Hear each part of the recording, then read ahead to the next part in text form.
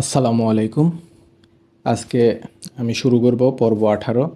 আমাদের প্রিয় নবী হজরত মোহাম্মদুর রাসূলুল্লাহ সাল্লাল্লাহু আলাইহি সাল্লামের সহধর্মিণী হজরত খাদিজা রাদিয়াল্লাহু তাআলার জীবনের 18তম পর্ব। পর্ব 18। 10 বছর পর। প্রিয়তমা খাদিজা রাদিয়াল্লাহু তাআলার মৃত্যুর 3 বছর পর রাসূল মুহাম্মদ সাল্লাল্লাহু আলাইহি সাল্লাম রাতের আধারে মাতৃভূমি মক্কা থেকে হিজরত করে চলে গিয়েছিলেন ইয়াসরিবে। হিজরতের 7 বছর পর আবার তিনি ফিরে এলেন মক্কায়। তবে এবার রাতের আঁধারে নয়, ফিরে এলেন সূর্য দিনের ঝলমলে রোদ্দুর হাতে নিয়ে, বিজয়ীর বেশে মাথা উঁচু করে। হিজরত করেছিলেন সঙ্গে কেবল আবু বকরকে নিয়ে, আজ ফিরে এসেছেন 10,000 প্রদীপ্ত সেনানী নিয়ে। তিনি তার সেনানীদের নিয়ে বীরদর্পে পা রাখলেন প্রিয় মাতৃভূমি মক্কার বালিয়াড়ি আঙ্গিনায়। তিনি মক্কা শহরে প্রবেশ করলেন। তার মক্কা আগমনের সঙ্গে সঙ্গে ইতিহাসের গতিপথ পাল্টে গেল। এ এ অর্থে এখন তিনি সমগ্র আরবের মুকুটহীন সম্রাট। যদিও তিনি সাম্রাজ্য বিস্তারের জন্য প্রেরিত হননি, তিনি পৃথিবীর বুকে আগমন করেছিলেন কেবলই মানবজাতির আলোকিত ভবিষ্যতের জন্য। কিন্তু তার হেদায়েতের আলোক বিভিয়ায় মাথানত করেছে আরবের সকল বিভূতি। সকল সিংহাসন পদানত হয়েছে তার চরণতলে।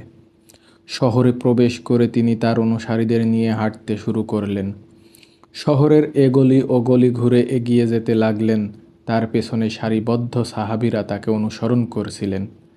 তাদের মুখে ধ্বনিত হচ্ছিল বিজয়ের নাড়া। আল্লাহু আকবরের প্রতিধ্বনি ছড়িয়ে পড়ছিল মক্কার পৌত্তলিক ইথারে। রাসূল এগিয়ে যাচ্ছিলেন সবার আগে আগে। তিনি কোথাও থামছেন না। রাসূলের পেছন পেছন আগত সাহাবী এবং মক্কার বিজিত অধিবাসীরা উৎসুক হয়ে আছে মুহাম্মদ কোথায় যাচ্ছেন। এক সময় তিনি এসে থামলেন হানজু নামক স্থানের জান্নাতুল মুআল্লা কবরগারে। এখানেই শুয়ে আছেন তার প্রিয়তমা স্ত্রী খাদিজাতুল কুবরা। 25 বছরের দাম্পত্য জীবনের এক বেহেশতি বন্ধন চাপা পড়ে আছে এই জান্নাতুল মুআল্লার শুকনো মাটির নিচে। প্রেম আর ভালোবাসার এক অতল আধার নিভৃতে ঘুমিয়ে আছে মুআল্লার নির্জন প্রান্তরে। 10 বছর পর মক্কায় প্রবেশ করে তিনি সর্বপ্রথম হাজিরা দিতে এলেন তার প্রিয়তমার কবরস্থলে। খাদিজার সেই অতলন্ত প্রেম এখনো ধূপ শিখার মতো নিরবধি জ্বলে আছে মুহাম্মদের মন কুরে।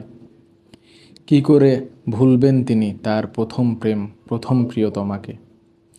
মুহাম্মদ সাল্লাল্লাহু আলাইহি সাল্লাম প্রিয়তমার কবরের পাশে দাঁড়ালেন। তার চোখ অশ্রুসিক্ত, বোবা কান্নায় অজস্র হৃদয়ের হাজারি। এতদিন পর, এতগুলো বছর পর আবার তিনি অশ্রু সজল হয়ে দাঁড়াতে পারলেন খাদিজার কবরের পাশে। দূর মদিনায় কতদিন তিনি খাদিজার বিরহে ব্যথিত হয়েছেন, কতদিন তিনি খাদিজার বেদনায় একা কেঁদেছেন, সে কথা তিনি আর আল্লাহ ছাড়া কেউ জানেন না। মুহাম্মদ সাল্লাল্লাহু আলাইহি সাল্লাম আজ ব্যথাতুর। খাদিজা তো সেই কবেই চলে গিয়েছেন। তারপর চলে গেছেন এক এক করে 3টি কন্যা, রোকায়া, উম্মে কুলসুম, জয়নব। সবাই তাদের মায়ের সঙ্গে গিয়ে শরিক হয়েছেন। 2 ছেলে তো আগেই চলে গিয়েছিলেন, এখন কেবল শরিক হয়েছেন। এখন কেবল ফাতেমা জীবিত আছেন। আজ এখানে দাঁড়িয়ে তিনি স্ত্রী ও সন্তানদের ব্যথায় আবার মুচড়ে পড়লেন। তবু আজ তিনি খাদিজার পাশে এসে দাঁড়াতে পেরেছেন, ভালোবেসে অশ্রু বিগলিত হতে পেরেছেন। তিনি রবের শুকরিয়া জানালেন, আল্লাহর দরবারে হাত তুললেন, প্রিয়তমা খাদিজার জন্য দোয়া করলেন আল্লাহর কাছে। সকল সাহাবীর কণ্ঠে বারবার ধ্বনিত হতে লাগলো, আমিন ইয়া রব, আমিন। উম্মুল মুমিনিন আয়েশা বলতেন, আমি কখনো খাদিজাকে দেখিনি, না দেখার পরও তাকে যে পরিমাণ ঈর্ষা করতাম, রাসূলের আর কোনো স্ত্রীর প্রতি এতটা ঈর্ষা হতো না। রাসূল তাকে অনেক বেশি স্মরণ করতেন। কোনো অনুষ্ঠান উপলক্ষে যখনই কোনো বকরি জবাই হতো, তার কিছু অংশ সবার আগে খাদিজার আত্মীয় ও বান্ধবীদের বাড়ি পাঠিয়ে দিতেন। পরবর্তী স্ত্রীদের মধ্যে আয়েশা ছিলেন রাসূলের সবচেয়ে প্রিয়তমা। সেই আয়েশা খাদিজার প্রতি রাসূলের ভালোবাসা দেখে ঈর্ষান্বিত হতেন। অনেক সময় তো কিশোরী আয়েশা রাসূলের মুখে খাদিজার এত এত প্রশংসা শুনে গোস্সাও করে উঠতেন। একদিন মুখ ফসকে বলেই ফেললেন, কেন ওই লাল ঠোঁটালি মহিলাকে এত স্মরণ করতে হবে, যিনি বেশ কয়েক বছর আগেই পরলোক গমন করেছেন। মনে হয় তিনি ছাড়া পৃথিবীতে আর কোনো নারী নেই। আল্লাহ তো তার পরিবর্তে আপনাকে আরও উত্তম নারী দান করেছেন। এটা একদিকে যেমন আয়েশার ঈর্ষাকে প্রকাশ করেছে, তেমনি প্রকাশ করেছে খাদিজার প্রতি রাসূলের ভালোবাসা কতটা গভীর, সেটা পরিমাপ করার একটি গোপন অভিসায়ও। আয়েশার মতো অনুসন্ধিৎসু শিক্ষানবিশের জন্য এটা জানা প্রয়োজন ছিল। কিন্তু আয়েশার কথায় আল্লাহর রাসূল ব্যথিত হলেন। তিনি আয়েশার সামনে তুলে ধরলেন খাদিজার অনন্যতা, যে অনন্যতার অতল স্পর্শ করতে পারেনি রাসূলের আর কোনো স্ত্রী।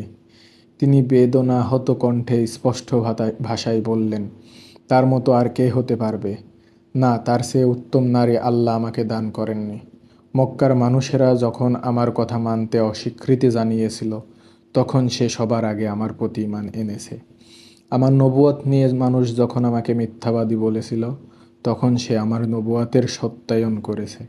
মানুষ যখন আমাকে বঞ্চনায় তাড়িয়ে দিয়েছিল, তখন সে আমাকে তার সম্পদ দিয়ে ভরসা দিয়েছে। আল্লাহ তার মাধ্যমে আমাকে সন্তান দান করেছেন। না, তার মতো আর কেউ নেই। সত্যি, তার মতো আর কেউ নেই। তিনি অনন্যা, অতুলনাহীন।